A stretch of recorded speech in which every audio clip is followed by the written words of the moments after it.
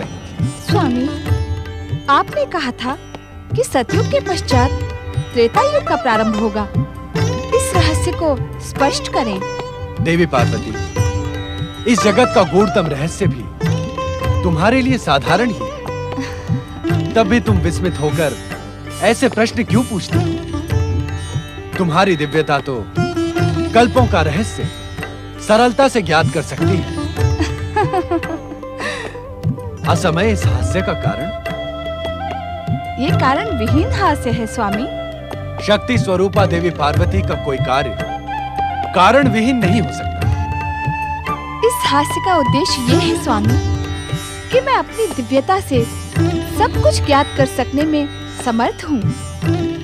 आपके आशीर्वाद से इस संसार का असाधारण रहस्य भी मेरे लिए साधारण ही है। किंतु क्या देवी पार्वती?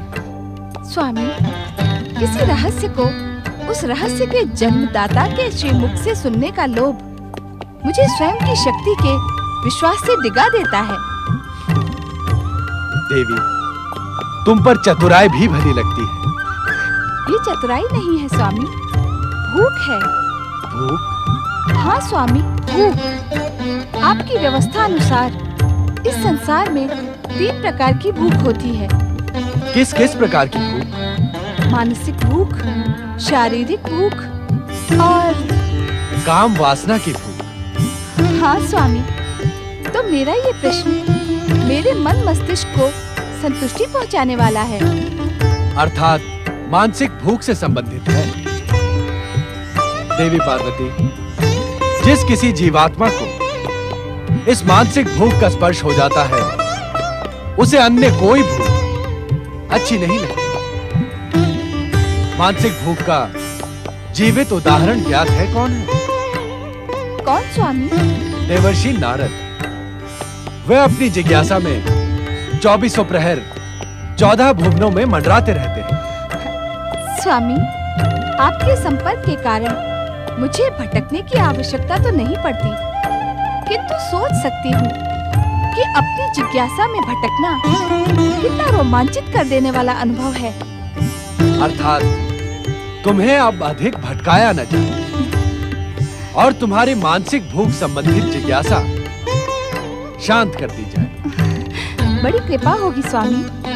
सतयुग की सात्विक प्रवृत्तियां त्रेता युग में धीरे धीरे कलुषित होने लगी। इसी कारण शुभ अशुभ शक्तियों में संघर्ष तीव्र होगा। इससे अधिक ज्ञात करने के लिए तुम्हें धैर्य धारण करना होगा देवी। इस समय तो कैलाश में हमारी प्रतीक्षा हो रही है।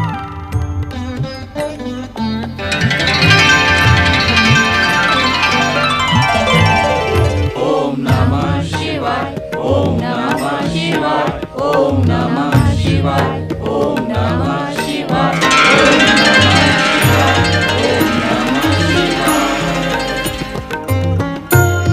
जय जय शिव शंकर, जय जय शिव शंकर, जय माता पार्वती, जय माता पार्वती। आप सभी को हमारी प्रतीक्षा करनी पड़ी, इसका हमें दुख है। हमें जैसे ही आप सबके आगमन का ज्ञात हुआ, हम यहां प्रकट हो गए। अब कृपा करके अपना उद्देश्य स्पष्ट करें। अंतर्यामी, आप घट घट के वासी हैं। हर कारण के कारण आप जानते हैं कि सतयुग का अंत तथा त्रेता का आरंभ हो रहा है। इस संसार में युग के अनुसार परिवर्तन आएगा। अब समय की तुला पर पुण्य की अधिकता के साथ साथ पाप भी दिखाई देगा। आपका कथन पूर्णतया सत्य है ब्रह्मदेव। त्रेता युग में हम त्रिदेवों का कर्तव्य क्या होगा, यह आपको ही निश्चित करना है देवादिदेव। श्री हरि विष्णु, त्रेता युग में आपका कर्तव्य पूर्व निर्धारित है। आप अपने अंशों से 2 अवतार प्रकट कर पृथ्वीवासियों को अनीति, अनाचार तथा अत्याचार से मुक्त करेंगे। ब्रह्मदेव, इस युग के लिए हमारी आपसे अपेक्षा है कि आप उन्हीं तपस्वियों को वरदान देंगे जिनकी निष्ठा संदिग्ध न हो, जो सदाचारी हो और जन कल्याण के लिए तपस्या कर रहा हो। और यह सब तभी संभव होगा जब आप स्वयं वरदान देने से पूर्व वरदानी की कठोर परीक्षा लेकर निश्चिंत हो जाएं। आपकी आज्ञा का अक्षरशः पालन होगा भोलेनाथ।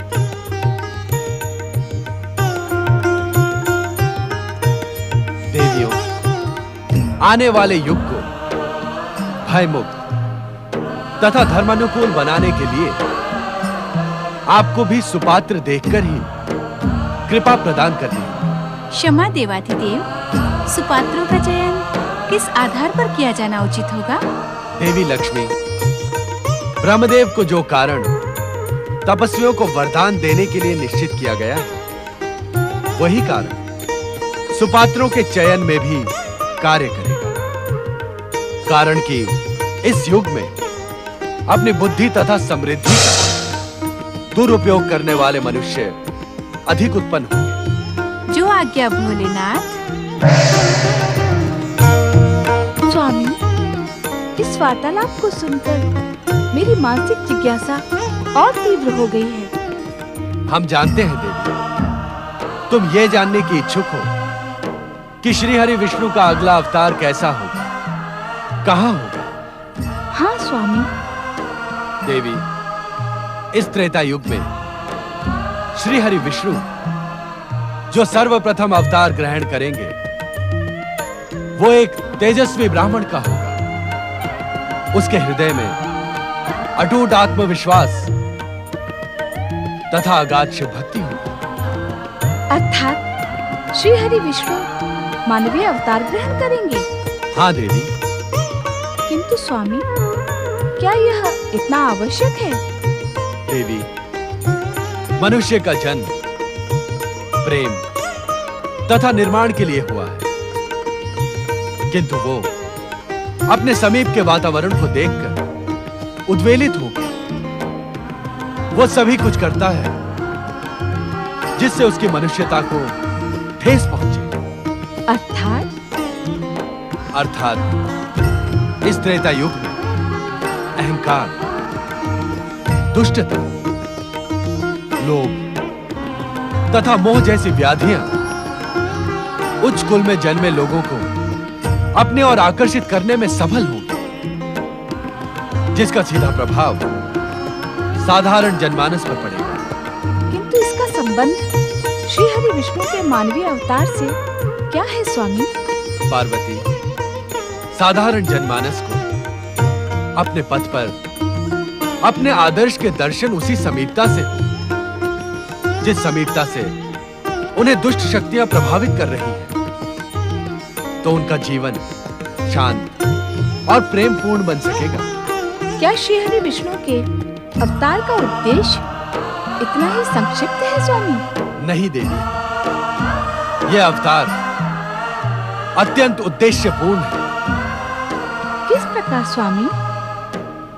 अवसर प्राप्त होने पर अथवा दुष्ट शक्तियों के पाप का घड़ा भर जाने पर उनका सर्वनाश तो श्री हरि विष्णु द्वारा होगा ही, साथ ही श्री हरि विष्णु के कार्यों की सुगंध युगों युगों तक पृथ्वीवासियों को अपने कर्म निर्धारण की प्रेरणा प्रदान करती रहेगी। उत्तम, अति उत्तम। इन अवतारों का एक अन्य उद्देश्य भी है देवी। कौन सा उद्देश्य स्वामी? साधारण मानवीय अवतार लेकर जगत पालक श्री हरि विष्णु मानव मात्र को यह पाठ पढ़ाने में सफल होंगे कि हर मनुष्य की आत्मा में परमात्मा का वास होता है। यदि साधारण मानव भी इन सब आदर्शों का अनुसरण करे, तो वो भी देवत्व का पद ग्रहण कर सकता है, नर से नारायण बन सकता है। सुंदर, अति सुंदर।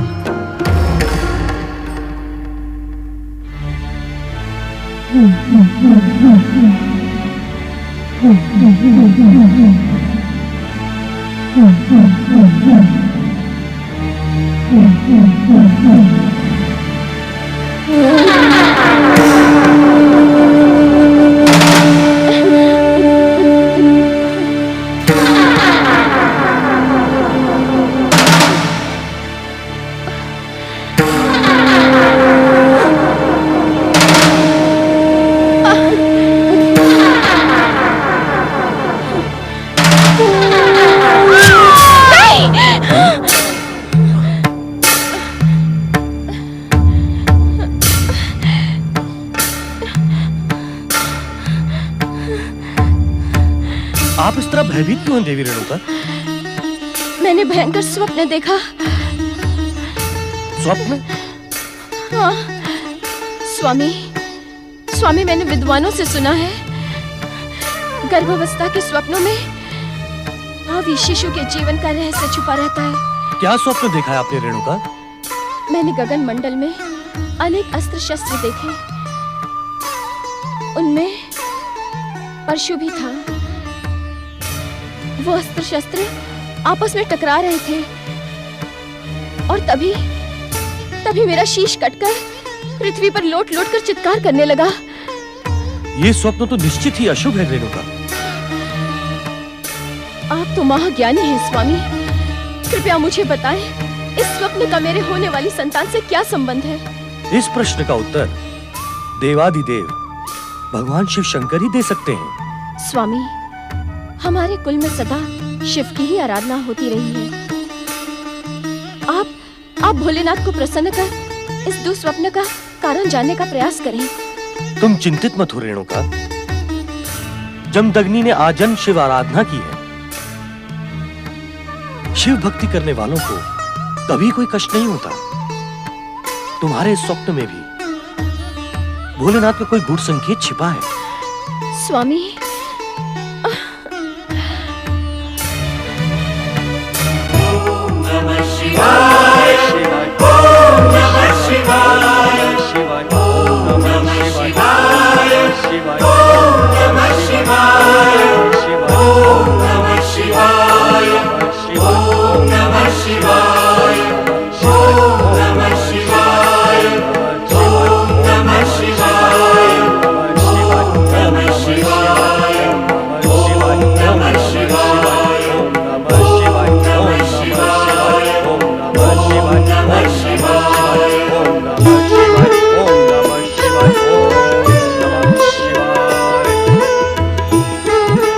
हे भोले भंडारी, हे शिव शंकर, हे घटघट के वासी कैलाशपति। रेणुका ने जब से ये विचित्र सपने देखा है तब से हम दोनों आशंकित हैं। हमारी आशंका का शमन करते हुए उस स्वप्न के फल का संकेत दे। महर्षि जमदग्नि, आप स्वयं सप्तऋषियों में से एक तथा महान तत्वज्ञानी हैं। देवी रेणुका का विचित्र स्वप्न इसी बात का संकेत करता है कि आपका होने वाला पुत्र असाधारण तेजस्वी श्रीहरि विष्णु का अंश अवतार होगा। वो ब्राह्मण श्रेष्ठ विजय योद्धा तथा असाधारण शक्तिशाली होने के साथ ही परम शिव भक्त होगा। ये बालक अन्याय और अनीति का नाश कर धर्म संस्थापना को सुदृढ़ दिशा प्रदान करेगा। हे भोलेनाथ, आप अपने इस भक्त पर सदा कृपालु रहे हैं। असाधारण पुत्र का आशीर्वाद देकर आपने हमें धन्य कर दिया। हे शिव शंकर, हम साधारण मनुष्य हैं, हमारी त्रुटियों को क्षमा करें। देवी रेणुका, साधारण मानव ही महामानव बन सकता है। आपको अपने पुत्र को यही संस्कार प्रदान करने होंगे। जो आज्ञा भोलेनाथ। जय शिव शंकर, जय जय शिव शंकर, जय जय शिव शंकर।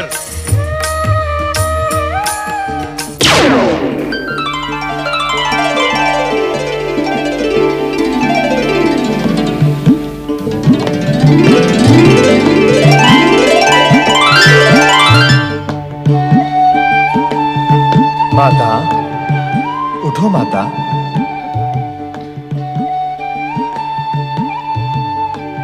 कौन है? कौन है? मैं हूं माता, आपका पुत्र।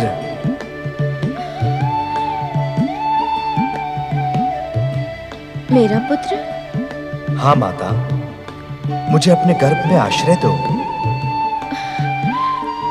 तुम्हारी उपस्थिति से मेरा मातृत्व सुगंधित हो उठा है। क्या नारायण को भी आश्रय की आवश्यकता है?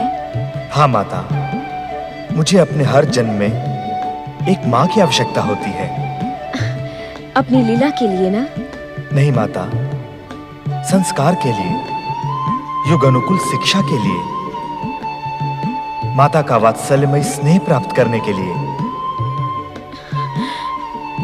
मैं धन्य हुई पुत्र।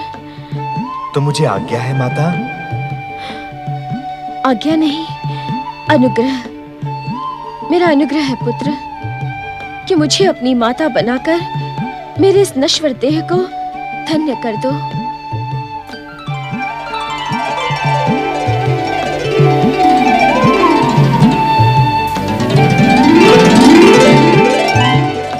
आपका आग्रह भी मेरे लिए आज्ञा के समान ही है माता। जय शिव शंकर। ओम नमः शिवाय।